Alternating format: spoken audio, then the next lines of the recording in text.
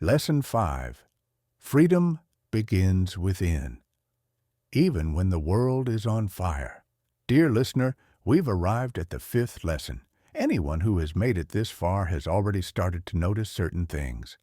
Comparison, other people's opinions, applause, the habit of playing the victim, one by one. We are leaving them behind. But now we stand at the edge of a new question. When all that external noise fades, what remains inside? Sometimes the outside world turns into a burning field. News, crises, people, chaos everywhere. But the real question is this: is there still silence within you? Or has the chaos outside already found its way in? Today, we will talk about rediscovering that silence. Because freedom is not just about breaking chains. It is about awakening to a consciousness where chains never existed. To watch all the videos on this channel, don't forget to subscribe. If you're ready, let's begin. Section 1. What is real freedom? Freedom, one of the most frequently used yet least understood words of our time. For most people, freedom means doing whatever they want. But according to the Stoics, freedom means not being ruled by your desires. Epictetus said, "A slave may escape the chains of his master, but if he is a slave to his passions, he is still a slave." True freedom is not outside, it is within. A person can be physically imprisoned and still be free in mind, but someone who lives according to society's expectations can be a prisoner even in the widest open spaces. Section 2. The noise of the outside world. In today's world, staying free has become more difficult.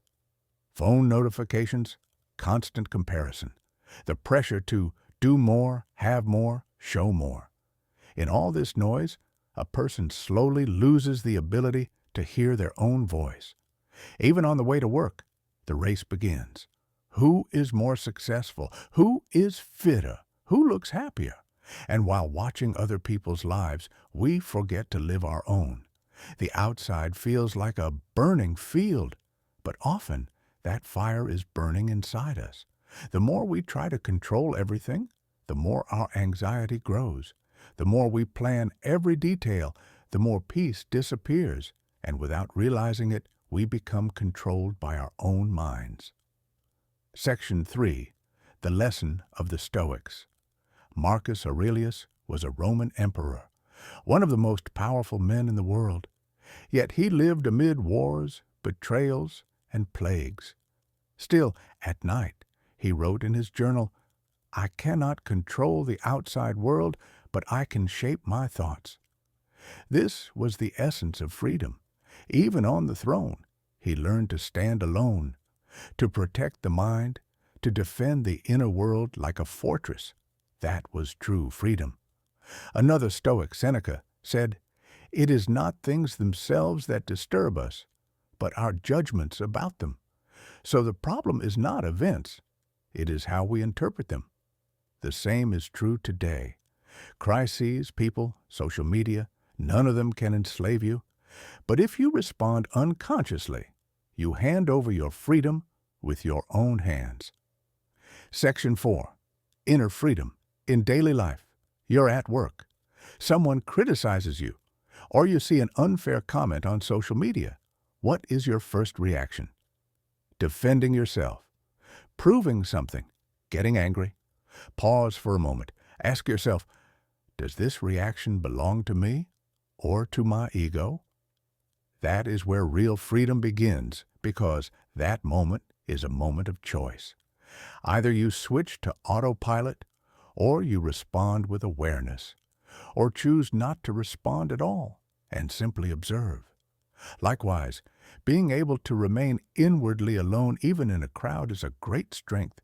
This is not escaping life. It is learning to stay centered while watching the world move. Section 5. Protecting inner balance. Life will sometimes pull you in different directions. Sometimes your mood will drop. Sometimes someone will hurt you. Maintaining balance doesn't mean ignoring these things. It means staying centered while passing through them. Marcus Aurelius once wrote, "The wave may shake you, but it cannot destroy you if you are the one holding the rudder. No matter what happens outside, you are the captain of the ship within.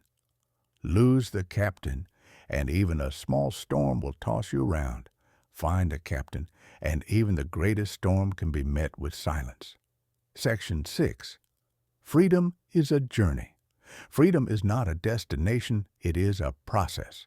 It begins again every morning. Every event, every person tests you, and every test is an invitation to return to yourself. When something triggers you, when anger arises, remind yourself, is this reaction truly mine, or was it taught to me? Every moment of awareness loosens one link of the chain, and one day you realize you no longer blame anyone. Write in the comments, "I blame no one." You no longer feel the need to defend yourself. You stop trying to prove anything. That is the moment you are free. The outside world may still be on fire, but inside there is the calm of a vast sea, because freedom does not begin with silence in the world, it begins with silence in the mind. Don't forget to subscribe to the channel for more videos.